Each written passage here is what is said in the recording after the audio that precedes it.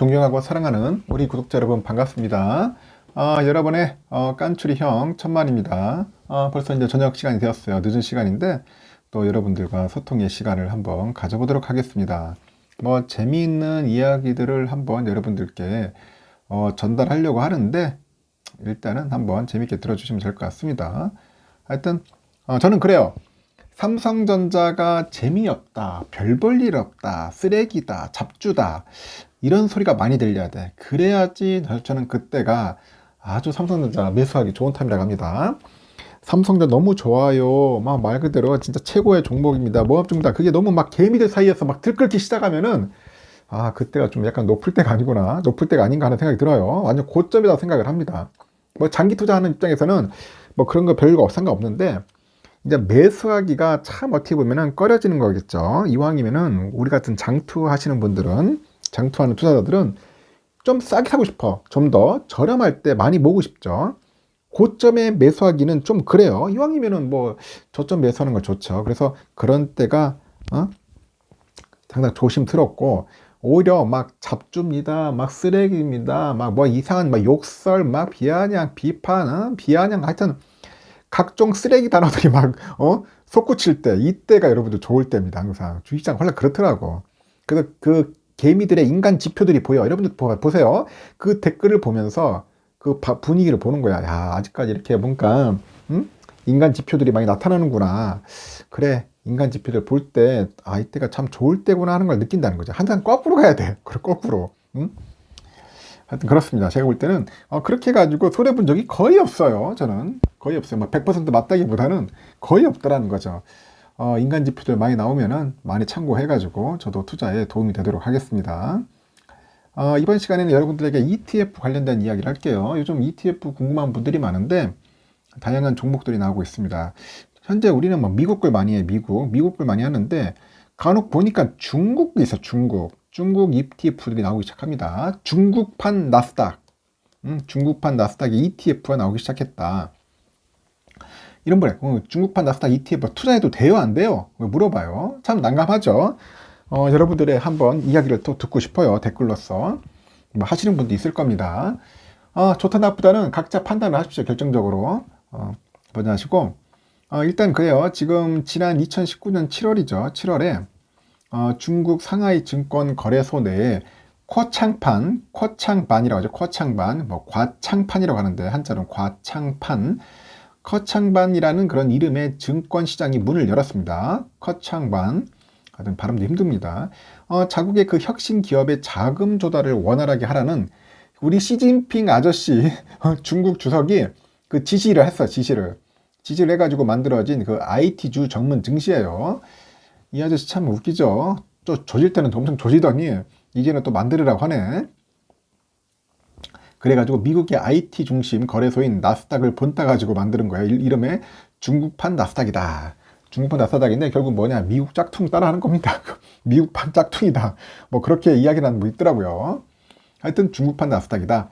얼마 전에 보니까 삼성의 그 삼성 자산운용이라고 있어요. 삼성 자산운용하고 미래에셋 자산운용, 한국투자신탁운용, 그리고 신한자산운용 이 네 개의 회사가, 네 개의 자산운용사가 이 커창반 주요 기업들에 투자하는 상장 지수펀드를 한날 한시에 출시를 했어요. 요 이 땅 하고 이제 출시를 한 겁니다. 그 증권가는 최근에 미국 증시에 가려가지고 상대적으로 이제 중국 증시가 덜 주목받고 있지만은 중국 IT 기업들의 성장성은 아주 의심할 여지가 없다. 그래가지고 커창반 그 관련 투자 상품에 관심을 두라. 그렇게 조언을 합니다. 증권가에서. 왜? 그렇게 해서 자기들도 ETF 팔아먹으니까. 그래서 증권가 애들은 항상 좋게 조언을 합니다. 자기 상품에 대해서는. 그래, 개미를 끌어모아야죠. 그래서 커창반의 경우 개인 투자자의 그 직접 투자가 제한되기 때문에 ETF를 활용한 투자가 더 적절하지 않겠냐, 뭐 그런 의견을 제시하면서 하여튼 ETF 판매에 열을 가하고 있어요. 지난 1월 13일이죠. 한국거래소에 상장한 그 삼성운용의 코덱스죠. 코덱스 차이나 과창판, 참. 그 스타 50이라고 있어요. STAR 50 합성인데 이거하고 미래에셋 운용의 타이거 차이나 과창반 스타 50, 그리고 한투 운용의 킨덱스 중국 과창판 스타50하고 신한운용의 SOL 솔이죠. 소울 차이나 육성 산업 액티브 합성. 하여튼 이렇게 네 가지 종류가 이제 나오기 시작한다. 그렇게 보시면 될 것 같아요. 그렇게 해가지고 일단 모두 그 컷창반의 그 대표 지수인 그 STAR 스타 50의 그 지수를 추정하는 거야. 스타 50의 지수를 추정한다. 그렇게 보시면 될 것 같습니다. 그래서 스타 50이라는 단어가 들어갑니다. 이 지수를 추정하기 때문에 스타 50 지수는 그 컷창반에서 거래되는 종목 중에 유동성하고 그 시가총액 상위 50개에 해당하는 종목들로 이루어진 지수예요. 50 종목. 중국의 최대 파운드리가 그 파운드리 기업으로 알려진 중국의 중신구어지 SMIC예요.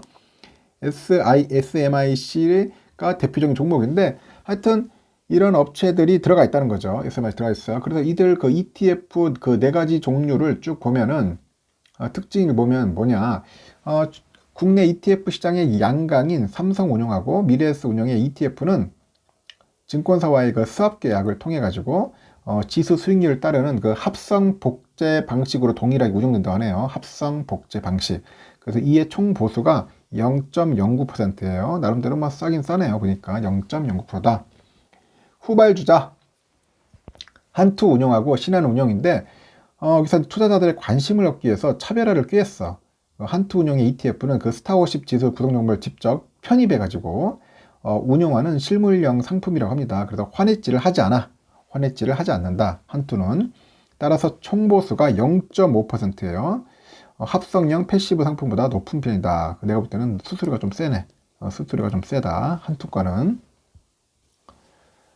그리고 신한운용 있어. 신한에서 나온 건데 유일한 액티브 ETF예요. 승부수를 던집니다.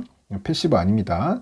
액티브 ETF는 특정 지수의 움직임을 따라가는 ETF에다 시장 상황에 따라서 편입 자산을 교체하는 그 액티브 펀드의 적극적인 운용 전략을 가미한 상품입니다. 하여튼 그래서 신한은 그렇게 운영을 하더라고요. 그래서 신한운용의 그 컷창반 ETF는 스타 50 지수 그 비중을 한 70%로 두고 다른 중국 육성산업 종목과 ETF의 30%를 투자를 합니다. 그 기초지수 대비해서 초과성과를 내는 걸 목표로 하는데 총보수도 비싸. 0.55%로 네 가지 종류의 우리 ETF 가운데 가장 높다. 신한도 높다. 그 지난 3일에 기준으로 봤을 때 순자산 그 규모는 타이거 차이나 그 과창판 스타 50이 3,109억 원 가장 많고, 코덱스 차이나 과창반이 한 2,263억, 소울 차이나 육성 산업 액티브가 한 160억, 116억이 작습니다. 액티브는 좀 작네요. 킨덱스도 한 110억 밖에 안 됩니다. 110억.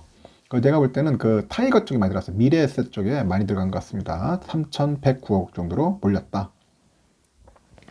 그래서 미국의 그 연방준비 제도의 그 긴축 정책이 이제 본격화됩니다. 그리고 인플레이션 우려가 점점 증가하겠죠. 그래서 글로벌 증시가 약간 요동치고 있어.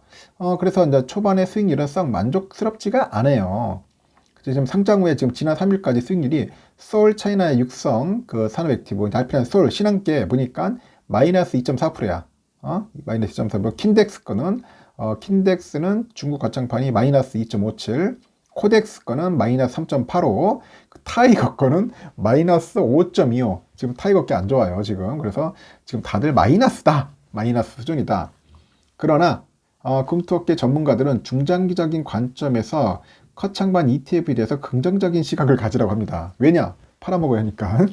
그래서 거창반의 탄생 병행에 인해서 그 대외 기술 의존도를 낮추고 자국 혁신 기술을 육성하고자 중국 정부의 의지가 담겨 있다고 하는데, 현재 그 정책 기조, 육성 산업 지원 방안을 고려할 때는 향후 전망 역시 밝다는 이유다. 현재 지금 중국 정부는 안정적인 그런 경제 성장을 목표로 하고 있어요. 그래서 완화적인 정책 기조를 유지하면서 디지털 경제 강화를 위한 신산업 육성 방안을 추진을 하고 있고, 지난 12일 중국 국무원이 발표한 디지털 경제 발전 계획이 있습니다. 디지털 경제 발전 계획이 있는데, 이 디지털 경제 산업 육성을 골자로 하고 있어요. 일단은 그 비우호적인 여건 속에서도 정부의 정책 지원 등을 감안했을 때 중국의 그 커창반 종목들의 성과를 주목할 필요가 있다고 하지만, 하여튼 앞서서 중국 증시가 막 지지부진해요. 가운데 중국 정부의 육성 산업의 하나인 전기차 관련주가 관심을 받다 보니까 타이거 2차전지 ETF가 시장 수익률을 웃돈 사례가 있다 하면서 이렇게 띄우는 것 같더라고요. 이렇게 띄워주는 거야. 응? 현재 연준의 그 긴축 압력에 따라서 글로벌 증시의 그 기술 성장주가 부진한 만큼 보수적인 투자 태도를 유지하되 리스크 요인 완화 시에 긍정적으로 접근하는 게 바람직하지 않냐. 뭐 그렇게 보는 것 같습니다. 그런데 참 그래요. 중국에 있는 기업들을 상대로 투자를 해야겠다. 이거 참 아이러니합니다. 왜냐면 중국이 참 민주국가라면은 참 좋은데 이게 공산국가야. 공산국가다 보니까 좀 그래요. 그렇게 잘 나가던 알리바바도 보니까 마인 봐, 마인. 마인이 사라졌잖아. 지도세도 모르게. 정부를 약간 까는 내용도 아닌데 약간 비판하는 내용이 있다가 사라져 버립니다. 그래서 뭐 중국 기술이 뭐 한참 또 올라갈 수도 있겠지만은 이게 좀 이게 뭔가 중국 공산당의 입맛에 맞지 않으면은 지들 멋대로 없애버리고 아주 사라지게 만드는 그런 존재들이 있다 보니까 참 투자하기가 참 꺼려져요. 그래서 여러분들 중국에 있는 관련된 ETF는 좀 조심하시라는 겁니다. 뭐 나쁘다기보다는 좀 신중하셔서 하십시오. 너무너무 중국 쪽 하지 말고 제가 볼 때는 그냥 미국 쪽 하는 게 나을 것 같다. 미국 쪽 하는 게 나을 것 같습니다. 지금 뭐 그렇게 썩 좋은 것 같지도 않고 그렇다고 해서 나쁜 것 같지도 않고 좀 애매모호합니다. 애매모호해요. 증권사들은 어떻게든 이제 팔아먹으려고 자꾸 지금 끌어모으려고 하는데 하여튼 우리 개미들은 좀 현명하게 좀 판단했으면 좋겠습니다. 이왕이면은 세계의 모든 돈들이 어디로 몰리는지 봐. 다 미국으로 몰리는 거야. 결국은 그냥 미국 쪽 관련된 그런 ETF 하는 게 오히려 여러분들 속이 편할 것 같아요. 그래서 ETF는 항상 좀 신중해졌으면 좋겠어요. 하여튼 관심이 있는 분들은 한번 챙겨보십시오. 찾아보시면 많이 나올 겁니다. 커창반 ETF에 대해서는 여기까지 할게요.